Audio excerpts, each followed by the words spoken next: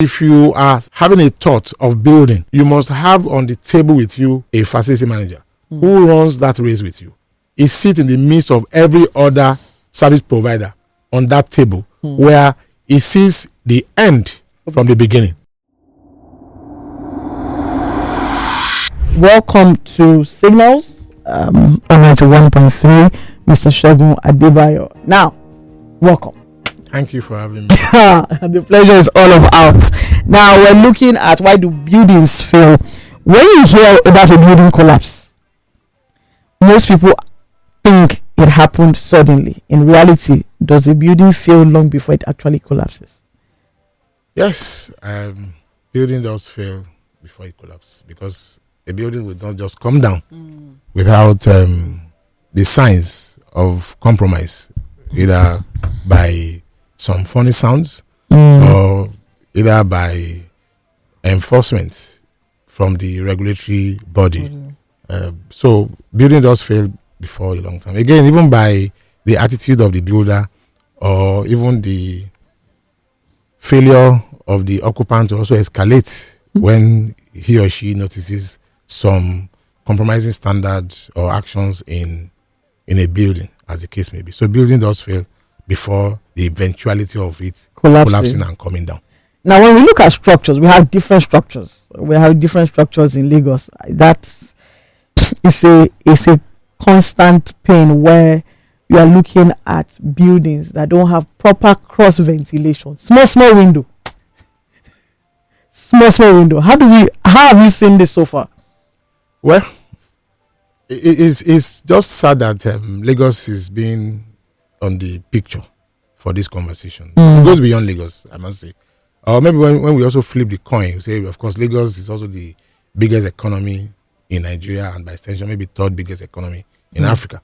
So everybody drives to Lagos to get, sustained return on investment. So, and also maybe being the commercial nerve center of the country, it also brings that to the table. But the point is that Lagos, as a state, as a government, they are doing a tireless job to ensure that every time you want to build something, there are enough advocacy on what you need to do. And so it's just a function of our attitude and our culture to ensure that we don't build to collapse, as the case may be.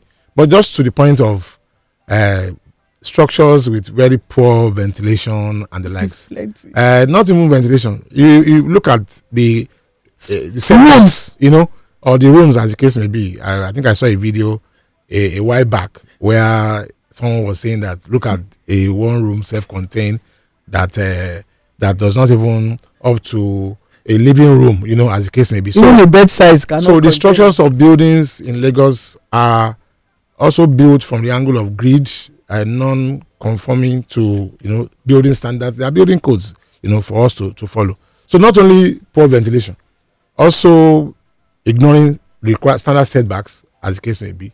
You see buildings, built at a very close. Like you would hug yourself. Exactly. You can even say hello and shake hands across, buildings. Where if you have a openable window, not the sliding one, you will be touching, each other, as the case may be. So you see that a lot in and around Lagos. But again, it's also not to say that some buildings are properly built, well built in compliance with the rules and regulations. So, but again, building collapse and why is a conversation we continue to have, so that we can also have a better society around us. Now let's get into your field, facility management. Tell us about it, because everybody will hear facility management. Open the floor. Facility management is it's the future of every informed and strategic country, state, or society. Because the first thing about it is the fact that it has some sense of peculiarity and value that, if it's properly identified, unless it would clearly translate into opportunities for many. And so by definition, facility management is a multidisciplinary profession that integrates people, places, process, and technology to ensure you have a functional, efficient, safe and conducive work environment, structures, as the case may be. It's multidisciplinary because you have quite a number of professionals coming into that space to do their trades, either to advocate, either to consult, either to manage, and the likes. And this started as a professional activity way back, where the association have been privileged to lead from 2020 to 2022. International Facility Management Association Nigerian chapter. It's been on now for about 29 years, and the evolution of this body started with someone who is an accountant, and he was working in one of the oil and gas industry company, as the case may be, and that's how it started. They begin to also now grow in leaps and bounds to the level where we are. When I served as the president of that association, I was the 13th president.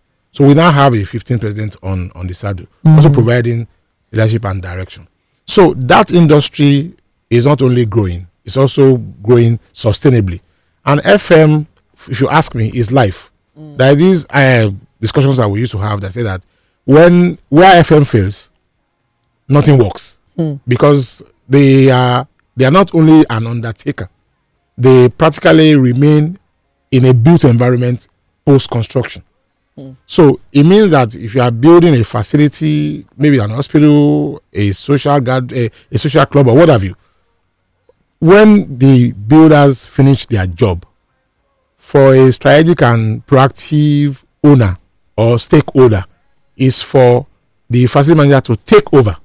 But what we now say now is that if you are having a thought of building, you must have on the table with you a facility manager who runs that race with you. He sits in the midst of every other service provider on that table where he sees the end from the beginning. And that's how you can have a sustainable FM in any built environment or in any project that requires you to put up a structure that you want to put into use, either for private or for commercial. So FM is big. FM is also the future. FM is life. And I am passionate about this, and I will continue to speak about FM. Now that you've spoken about facility management from the beginning to the end of buildings, because we're really looking at a lot of, you've come across structural buildings, big, small, medium, large. And what is the thing that you've consistently seen over time? That if you look at a building and say, FM was not part of this, FM was part of this. How do we then navigate to ensure that is proper? Because we're living in structures where you want to wake up in the morning and decide that, okay, I'm still alive. You don't want to. We hear of building collapse. It's worrisome. And then, okay, so let me go deep dive. You look at a structure. They put red. I've always wondered what that red sign means. And by the time you come back, the red sign has been removed because, again, somebody has gone to do something and then kept the building that should have come now. So my question is, when you look at a building, what do you see? Okay, so I'm a progressive-minded person, and I'm not going to be on this show. No. I'll be passing buck. No. I'll be speaking from two angles. Okay. Ownership and responsibility. Good. So when you see a building, because I'm FM and I'm FM driven, the passion is there. The first thing I look out for in that building is functionality. We build for different reasons. But I don't see aesthetics above functionality. So I own that building, look out for the functionality, and have a way of doing my own evaluation of that building. I could use different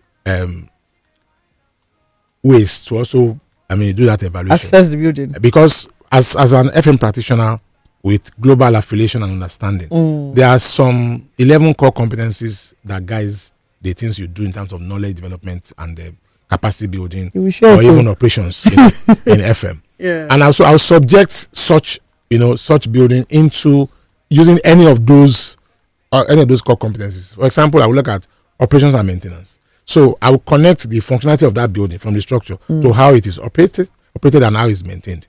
And that is one of the several ways I can also use to define it. So I don't talk about FM without speaking about the built environment, because a morgue is a built environment. It needs to be managed. True. You know? And an hotel is also a built environment. Church. A church, so a mosque and the like. So you need to also now apply the peculiarity of that structure based on the use or the purpose of construction to now define the functionality or the state of that building itself. So that's on the one hand. On the other hand is also responsibility, and the responsibility is speaking from the angle of when you see yourself as a stakeholder in the building, in that same process, in that ecosystem. You get into a say for an hotel, for example, and it has the hotel has a lift, and that lift is not working, or when you get into that lift, you see some safety issues. So you must be responsible to everybody. Actually, to everybody, to the extent of asking for who runs this building, have a one-on-one, and also, engage. And now this is, engage constructively now to provide some advice based on what you see, your experience and what you see, and also provide a guidance on how to go about it. So for me, when I go into any structure, I own it, even though I'm not the original owner, and I wear my responsibility cap to advise, to guide, to also find a way to speak to what you are not saying that ought to be there, and also maybe ask questions. I've been to a high-rise facility before, somewhere in Lekki, and I saw safety gaps. And I told my host that who is the manager of this facility? I want to talk to that fellow. So using some tech mechanism to engage that fellow, to even see whether he understands what is happening. And when we had that conversation, and I gave an advice that please get this done as quickly as possible. It was a facility that their lift is under construction, and they need to also protect the stairways with some safety precautions. And before I left, they put that into action. So I was happy, and I can say today that that sort of facility, they were able to explain, engage me, and also tell me what's going on. And they not only do that, they acted immediately. So when I go into any building, I own it, and also wear my responsibility cap to advise and also guide if I have to do that. Now that's one out of many buildings that have a lot of structural issues. How can the architects, the engineers, the contractors, the people that are going to give us how can everybody work hand in hand together just to ensure proper safety? Because that lift, for example, there are many cases of lift being short. I always advise, take the staircase, your leg, it will pain you, but for how long can we sustain maintenance? So maintenance is sustainable if you want to really, really go into it. Because if you are maintaining, yes, you are doing quite a number of excellent things at the same time. You are helping the life cycle of the assets. You are enhancing the value of the property, and you're also keeping the property in good state. So it's habitable, it's fulfilling its purpose of construction and the likes. So maintaining it just has to be there. There's also a vocabulary of what I call maintenance economy. Okay. That's also a different ball game, and that speaks to how you can take full advantage of the gains and benefits of running a building whereby people can earn their living in that same building. But now the real issue is that, so the best way for you to go about this sustainable maintenance practice is, for me, from the angle of consciousness of sustainability and bringing on the table of project construction a facilities manager. Okay, so part of because the team. Okay, from the architects to the engineers to the contractors, everybody have to be together. Exactly, because it is easy for you to do. And why is it easy? The definition of that profession, FM, speaks to different disciplines coming together as one. It speaks about integration. What are we integrating? People, process, places, technology. So simply put, so that you can achieve, an efficient, a functional, a safe, and a conducive space. So it shouldn't be a problem for those professionals to come by. One of the challenges that we've had in the past, I'm speaking from a professional and a member of IFMA's point of view, is the fact that in that body called IFMA, Nigerian chapter, we have quite a number of people. But of course, my background is banking. So, I mean, how do I find money? You know, but the point is that in FM, there's also part of finance, you know. But in this case, where every professional comes together, engineers of different characters, structural, civil, mechanical, electrical, or architects, I mean, land surveyor, everyone that comes into that space must have the spirit of that integration. They must work together. It's not the time of territorial ownership now. It's a function of let's come together and build a better place. And there shouldn't be any act of competition, as the case may be. So this is what we've been advocating for, I mean, for quite a number of years. IFMA Nigerian chapter started advocacy in 2019. And I was the acting president at that point. Yes. And we've been doing that every year, except the year of COVID. Even the year of COVID, we were engaging the public every month on different conversations, which we call knowledge exchange, where we talk about different issues that sitting at home, you know, will also give an opportunity to speak to. So for me, integration, we must come together as one, co-own the project, no territorial ownership, no competition. So the new language in business is collaboration. So we all should come together and also drive, I mean, an environment or a city or a country where we don't witness, you know, building collapse as if we are, you know, having a bath on a daily basis. No, it shouldn't be so. So to get a sustainable FM operations or practice is not difficult. It's also not challenging. We must just, as a stakeholder, co-own those processes and also be our brother's keeper. If you are doing a project, you're an architect, advise your client to bring in an FM. And one of the things we see from the angle of the estate valuers or the developers, as the case may be, is that they want to wear the cap of developer. They also want to wear the cap of manager. Meanwhile, you lack the capacity to manage those constructions. Let's just say you lack the knowledge. I mean, that's also another factor. And and this is the beauty. If you bring in a facility manager on the table before the building itself commences, you will save quite a number of costs. You build from a cost-effective point of view. And I give you a typical illustration. So, if you want to build, for example, and you have an FM there, because the property owner is listening to you. Yes, they should listen to me. I'll use two instances. Let's speak about lift or HVAC. So, if you are building, for example, and the lift is also installed, there's a difference between. So that lift also give you a warranty period. So let's assume the warranty period is 2 years, and that 2 years will be from when? Was it the day of installation or commissioning? Okay. So when you finish installing, it's not the day you commission. It may not be the day you commission. So there's a gap. Do you get? Now, commissioning again does also mean that the building will put into use at that point in time. So how do you count your 2 years warranty? So an FM, because he's thinking ahead for you, will say that the 2 years start from the day we start to use this lift. Okay. So that's a gain. Because if you are going to do an SLA with that firm that install, you'll be able to win some number of, you know. So the warranty should start from the day you start to use, because that's when you also now put that lift itself into use. So it's not when it's commissioned or when the installation is done. No, it's not so. Again, if you look at HVAC, so you have a huge project. You have about 100 air conditioners. And the terms of sale says that you enjoy 6 months warranty. So for a turnkey project where you have 100 ACs, maybe it's supplied by any brand.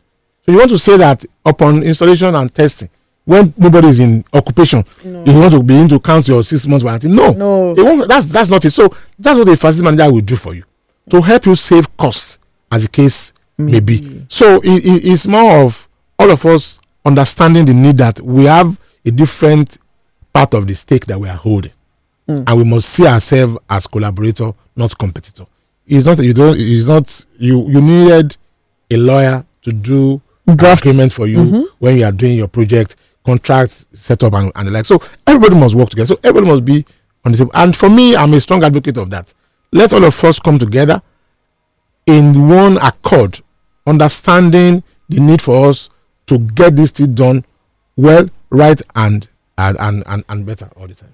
Now, as a facility pioneer, let me use that word. when you walk into a building and you see a building, what comes to mind for you? Okay, so because of the way I see buildings, Yes, and also let us see how you see buildings. maybe by my experience or by my exposure. Like I said, I look at functionality of buildings because I'm looking at, so you can build, and what you build, one will not be able to maintain it. So there's maintenance, there's also maintainability. So when you build for maintainability purposes, it means that you are built from the angle of a proactive or a scheduled or strategic way of managing the structure you built. So when I go into any building, so I look at the ambience, and I look at how functional what you have built is going to, and in how many years it's going to be. So maybe, for example, you go into an office, and there is this aesthetics of a foyer, a landing foyer, where you walked in, where you can speak and talk, and the next thing you see that the headroom is so high, and you have a spot bulb in there. So when you look at the headroom so very high, the question you ask yourself is that if this bulb goes bad, if it's not a LED, how would you look at it? And that's the entrance foyer. So it means that when the weather is cloudy and there's some level of darkness, and some of the bulbs are bad, again the aesthetics is gone because the bulbs are not working. So the first thing is that so the important is that this place is poorly maintained. But if you have a facility manager, part of that project, and is seeing that drawing, what you do is that you will critique that structure, and you can discuss better options. In a climate where our energy is epileptic, and some of them, when you have high voltage, like I experienced in my house a few days ago, and it destroys some of your equipment. Surge. Yes, when you have a surge. So the point is that, of course, you're supposed to have a surge protector, but how many people have surge protectors? Okay, so the point is that, so for a cost-effective and sustainable way of building, the thing that I look at is this building functional? Beyond aesthetics, yes. Is it functional? Beyond POP? Yes, is it functional? So, and what happens is that the FM guy is the undertaker. Is seeing the building in operation long before it's completed, and we begin to speak to some things that are possible, because it will actually inherit those things you are putting together. So when I go into a building, I look at how functional that building is, and how can we achieve some proactive maintainability for the building. I also look at safety. In the 11 core components of FM, there's what they called business continuity and emergency preparedness. So when I go into a building, that's always a factor for me beyond functionality, safety, because we're not always safety conscious. We're all at the edge. Go to CMS bus stop and start running. People will follow you before they ask that what's the problem. That's how we are wired. So for me, because we don't have that well coordinated reactions when there's emergency, it's always chaos. And because it's going to be chaotic, I will look at, okay, so if there are issues here, how do we deal with it? How do we? So there are some culture there's a culture you also need to integrate into that construction or that building, even before it comes to commissioning or put into use. So I look out for functionality. I also look out for safety as case may be, because business continuity speaks to how you continue your business in the face of emergency or in the face of crisis. So I look out for those two. I was going to ask that, can a building that looks beautiful and modern still be structurally unsafe? Of course, yes. There are plenty. We have a lot of buildings that are very sweet, very nice. We want to take pictures, but in the next 1 minute, it's down. I mean, the last building collapse that happened somewhere in my two side or where I can't remember now, there were signs. Because again, enforcement that are gone ahead, because there are structural tests when you observed that a building is in a compromised state. There are some steps you take, to do some structural checks on that building, and the outcome will be speaking to whether it is fit for purpose or otherwise. Where it's not fit for purpose, you are asked to evacuate. You leave. but people don't want to leave. Yeah. Fear of where am I going to? And But then we because don't. of the high increase in rent, So the point is this. should we die or should we stay? So you are not supposed to die. You are not even supposed to die. Don't die, you. So you must go out of that building and look for an alternative. And sometimes what we do is that we push everything to the government. For me, I said ownership and responsibility. And that's for me, that's a guiding word. So why do building even fail? You know, if you have a project of a building construction and you have structural defects, maybe your foundation is weaker than the load, the building will come down. If you also build with poor or substandard material, that building will give way, no matter how beautiful it's looking. Houses. So if you also do very compromising alteration, maybe you want to renovate, And we put deck and you are beginning to, put away load bearing beams, and you're not, trying to complement that with something else. All you are after is what you want to achieve. That means you are also not helping that building, as the case may be. Of course, maybe natural reasons, earthquake, and that one is act of God. Then again, if you also have a not too good drawing and design, and you have poor supervision, those are few reasons why building collapse. But there will be signs. There's always Now, again, another issue that we also need to talk about is compliance with regulation. Some people don't even get approval before they build. Some want to compromise the system. Some want to just use the shortcuts. to build. I mean, so every one of us must imbibe the culture of compliance. It's very, very important, because by the time the risk we are trying to guide against now manifests, it now becomes government. So you want government. You can imagine the number of times great Nigerians has caught fire. Back to back. It was not any of government that came to ignite the fire. It was from the use And the heat. So And then there's this, sorry to cut you, and then there's this solar panels having issues. So that building was, so there's what they call change of use. Okay. If you build for residential and you want to turn to commercial, there are process in the law to follow. I stand to be corrected, I'm not sure, but what we read, that GNI building had huge conversion. Which, When I started my bank career, I used to go there. That is why you also have Dana Group. And I have friends who work there, so I used to go there, at that point in time. So what you see is that what he was using before was an office.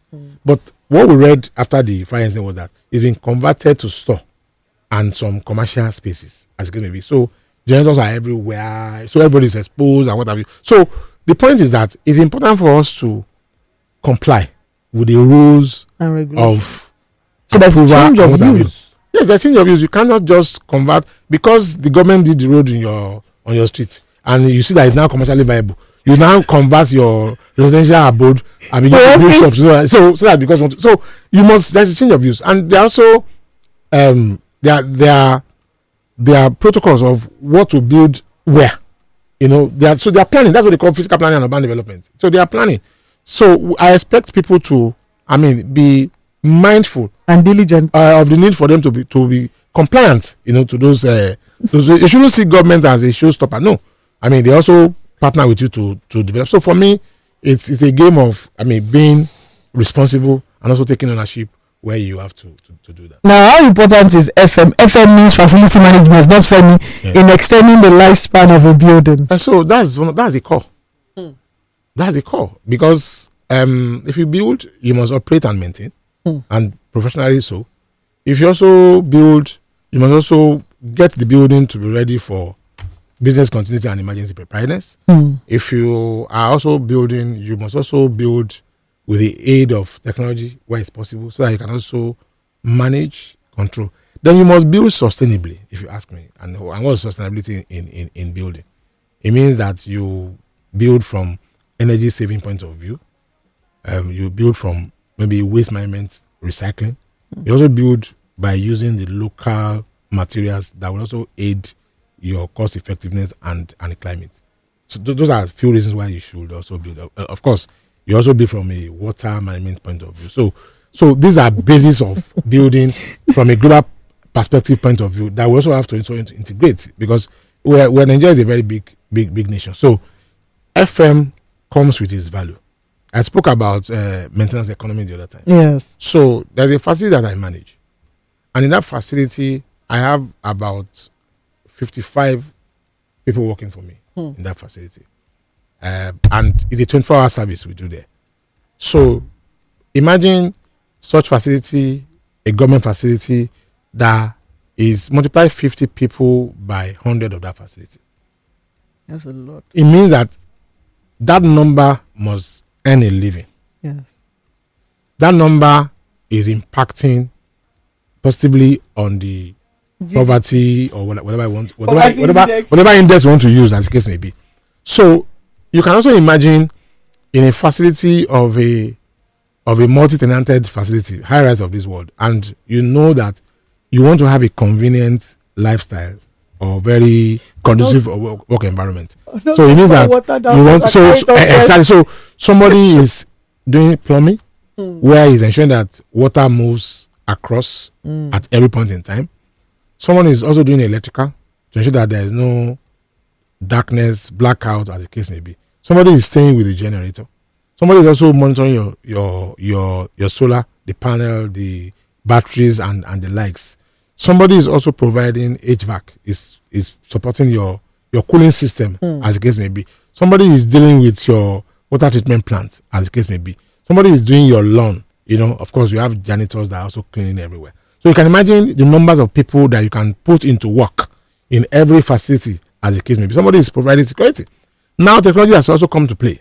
So you also have smart houses. Yes, so you also have BMS, building management system, where people use technology to monitor energy, monitor water, monitor quite a number of things. And you have someone sitting there at an helicopter view overseeing and seeing. So with technology now, you can also see your residence on your palm using your smartphone. So you can see your house.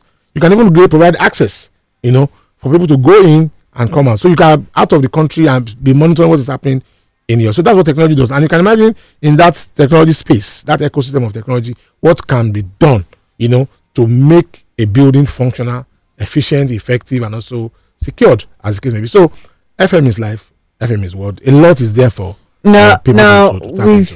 Are Nigerian buildings regulations adequate? Are Nigerian buildings regulation adequate, or our enforcement is a bigger problem? Do we have proper regulations for each building, or it's just that we have the laws, but our Nigerianness comes out? I think that's intentional. Okay, so let me start from the angle of a journey of 1,000 miles start with a step. That's one side. Another one is to speak about our culture as a people, as a nation. The question would always be, do we have a culture of maintenance? And so that has always been the conversation. But we have left that stage. I've told you about maintenance economy. There's no, you maintenance culture. That's what people hide under. Imagine the advocacy of Lagos State government on use of the polythene that clogs the drain. No more. So you can see how much of that affects us when it's raining season. I mean, of course, that could be an isolated case, but that's happened.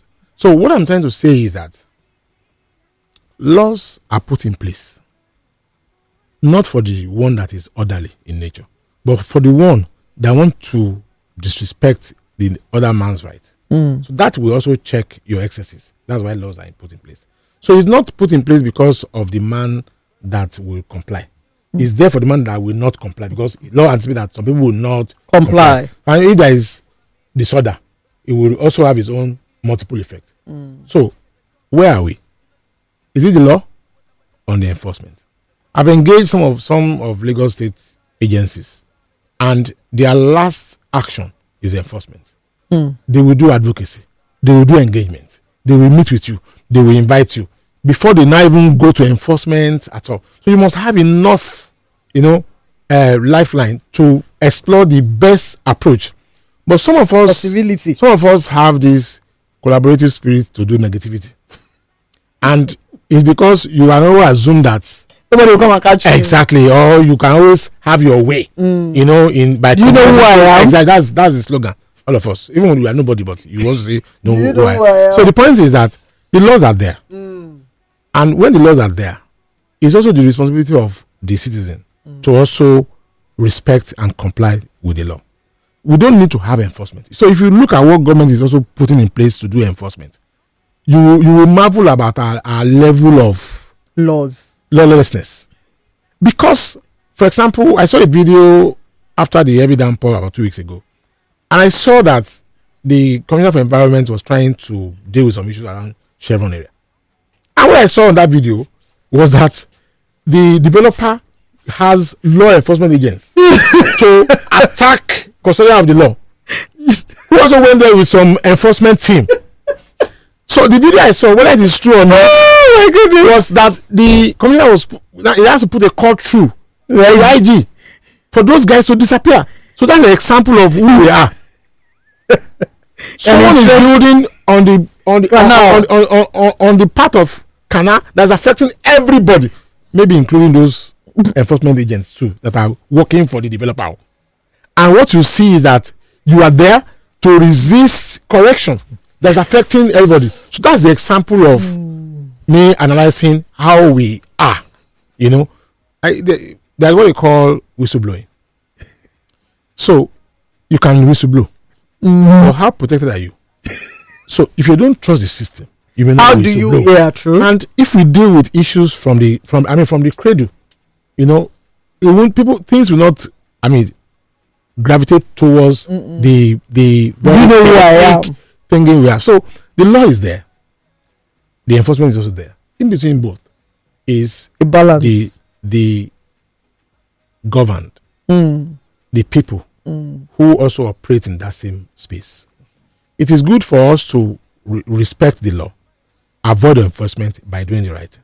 But where that does not come, you can't use where your right stops is where mine starts. So there's a level of we need a reorientation, and we need to also be able to, like I said, own some processes and also take some responsibility. How can tech make our life easier? How can tech secure our building? From access control. You have different. But even with tech, with tech, they used to hack. Yes, so every trade has its own challenges, as the case may be. I mean, for everything you do, there's a risk. Even life has a risk. From taking your food from the dining table to your mouth is a risk. You know, it could fall. Even taking it in could go into the wrong place. So life is about risk. You know, just take calculated risk. That's what I tell people. Now, so tech. I was trying to use access control as an example. So access control now has different version. You can use biometric, you can use your chip, you can use your card, you can use your facial and the likes. So that's tech. And if you look at tech in every space of business, I mean, in 10 years ago, we didn't have mobile apps for payment everywhere. Now, if you do a sample of 10, is that you have the two top. I don't want to make in our so and everybody now can move money in the comfort of their room. That's technology affecting possibly our payment system. So in the same way in FM, it's about tech. There are several app or technological driven platforms that you can also run and manage things. So tech is the future. In one of my programs, I featured a tech guy where we spoke about technology being a critical enabler, you know, in that space. And it was a very insightful conversation I had. So tech for me is the future, and it remains the future. We will just embrace it as quickly as possible. Now, one more before we wrap up. In one sentence, how do we prevent buildings failing? How do we ensure that those buildings that we are going and coming would not fail? So if you want to build, you have several people that will build for you, from the designer, the architect to the builder, different types of engineers are the case. So everybody must own that building process. Everybody must own that building project, ownership. Now, responsibility. Everybody must ensure that the lead or the owner of the proposed project is responsible to the rules and regulation and process of building. And every party to that construction must be accountable to building or activities that is in line with required rules and regulation. In a nutshell, everybody should follow rules and regulation. Now, so far, from the time you became the president till now, one of the things I've picked is that there is money as a maintenance economy. Yes. What would you like to see in the next 2 to 3 years? So Nigeria is trying to achieve a $1 trillion economy, I think, in 2030. There's a survey that says that FM will be doing in 2020, I think in 2030 or less. I can't remember now. FM can contribute like a 25% of that $1 trillion economy, if not less. So how do we plug ourselves into it? So it's just for you to see beyond your nose and also, look out for opportunity because it's there. Lagos builds every day. Yes, we do. There's construction every day. So it's a function of you trying to position yourself for the opportunity. Don't wait for it to drop on your lap. You go out for it. If you see a building coming up, go in there. If you have a trade, maybe you're a janitor or what have you, go in there, engage, co-own from the point go. Be persistent so that when they finish, you do the post-construction cleaning. That's an opportunity. If you do one, you do others, as the case may be. So every day, building springs up in Lagos. I walked on this street before. As I was coming, I saw transformation. So how did that happen? So using janitorial cleaning as an example, for every building that is built, there must be cleaning. So it's for me, it's a big industry. Again, it's not angels that works in those sites. So opportunities are there. And one of the things IFMA is also doing is to catch them young. So we are collaborating with the technical schools and vocational studies, in Lagos to get those guys from the school and expose them into built environment where they can offer their services selflessly and also be properly rewarded. Thank you very much. Well, till we come your way, property owners, we are looking for Segun Adebayo. Is on LinkedIn and Facebook. And look for him there and engage with him. So we come your way again next week Saturday, like we always on Signals, dream again, create opportunities for people, and most importantly in 2026, kindly please do stay alive. Have a wonderful week and God bless.